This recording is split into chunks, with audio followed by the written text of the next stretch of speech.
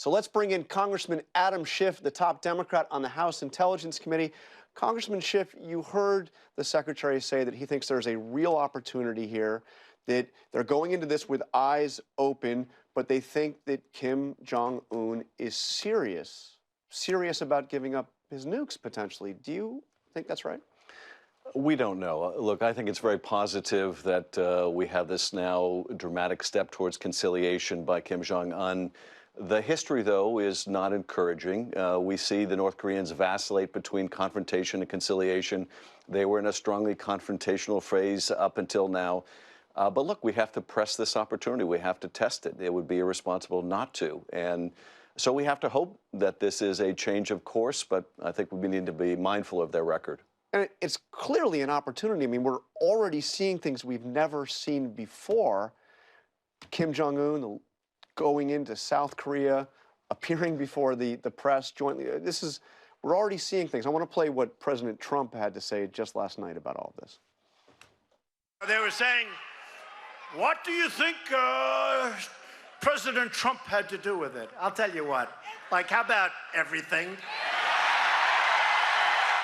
Okay, so I don't imagine you agree that he has everything to do with this, but doesn't the president deserve credit for, at least partial credit, for what we're seeing unfold on the Korean Peninsula?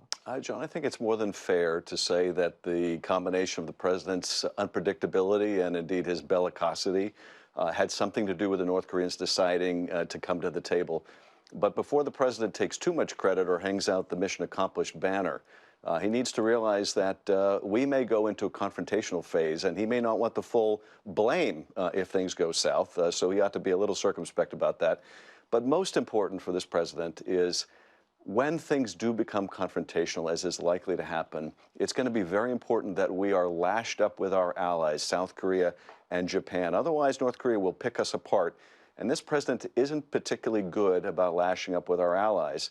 And also mention, you didn't get into the Iran agreement with the secretary, but if we walk away from that Iran deal, it will not only make it much more difficult to get to yes with the North Koreans, but it will also breed a lot of distrust with our South Korean allies about whether they can rely on us. Although I have to press you on that, because you've made this point for months, and other Democrats have, saying that the president's threats to walk away from the Iran agreement, to rip it up, we're going to doom any effort to get negotiations with the North Koreans. It hasn't been true. I mean, this has been two separate tracks, hasn't it? I mean, the president has not backed away at all from his threats on the Iran deal, and yet this effort with North Korea has moved forward faster than most people thought it would. Well, certainly the North Koreans have done an about-face recently, but if we drop out of the Iran agreement, if we renege on the Iran deal when the Iranians are complying, it is, I think, dangerously naive to think that this is not going to influence whether the North Koreans think we can be trusted, and what's more,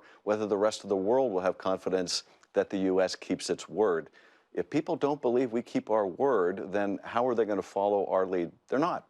So I don't think you can divorce the two. So we had a readout overnight from the South Koreans about the meeting between Moon and Kim.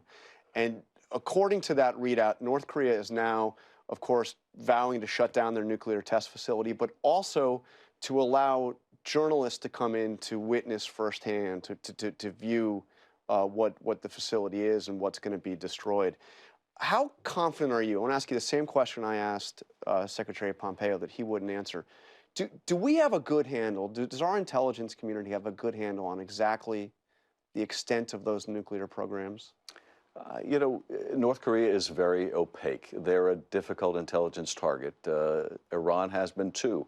So I think we need to be circumspect about whether we can pinpoint everything. And of course, when we thought we knew what we did about Iraq, we were wrong. So it is, I think, prudent for us to go into this with some skepticism about our own capabilities, but also that means we have to insist upon a rigorous inspection regime in North Korea, something that's going to be a difficult ask with the North Koreans. They're not going to want us roaming about North Korea.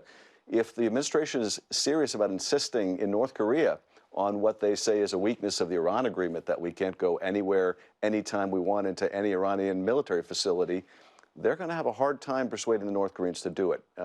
But we are going to have to verify any agreement with North Korea because they have a history of cheating.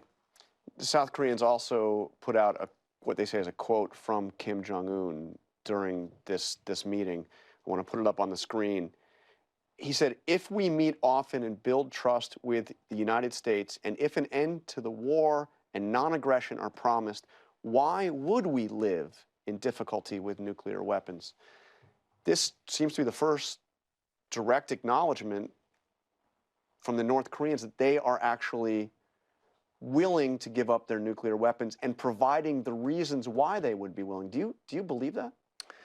I don't know. Now, they've talked about denuclearization in the past. A lot of what they are agreeing to now, they've agreed to in the past. And as it has turned out, they have something very different in mind when they talk about denuclearization. Yes, if the U.S. gives up their nukes, we'll give up ours. If the U.S. leaves the Korean Peninsula, then we can talk. If, they give us all kinds of economic relief before we're asked to do much, that sounds great. So, look, this is an important opportunity, and we ought to seize it. We ought to try to make it successful.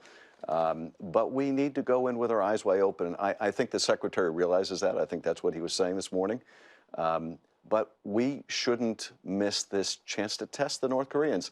Is this something new, or is this simply Kim Jong-un as Dr. Jekyll and Mr. Hyde, who is in the phase right now of conciliation? But for right now, there is an opportunity to test. And I remember well when President Obama had his first meeting with President-elect Trump, and he said that the biggest challenge on the new president's agenda was going to be North Korea. And it looked very dark, and now there is an opportunity. There's more than a ray of light here, and let's just hope that we can maximize the chance for success there, and let's not breed another nuclear problem with Iran at the same time. Okay, before you go, radically different subject. I want to ask you about Ronnie Jackson, the confirmation battle. He dropped out. I know that's a Senate issue, not a House issue, but were you uncomfortable to see the kind of anonymous accusations that were thrown at Ronnie Jackson, somebody who had served as President Obama's doctor for 8 years, had a sterling reputation, among many in the Obama administration, suddenly facing accusations, and now at least some of them we know turned out not to be true? Look, I'm always troubled when accusations are anonymous. I don't think you can rely on that kind of anonymous claim. But I do think, and I'm not in the weeds the way Senator Tester is. But did Tester go over the line on this one? Well, what I was going to say is, I imagine that folks have been talking to Senator Tester who were going to become public and non-anonymous. And the administration realized that, and that's why they withdrew the nomination.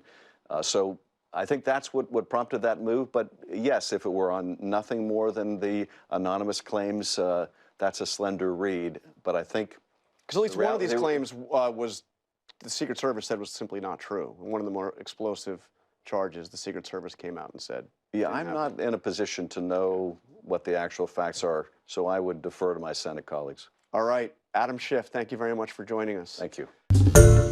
Hi, everyone. George Stephanopoulos here. Thanks for checking out the ABC News YouTube channel. If you'd like to get more videos, show highlights, and watch live event coverage, click on the right over here to subscribe to our channel. And don't forget to download the ABC News app for breaking news alerts. Thanks for watching.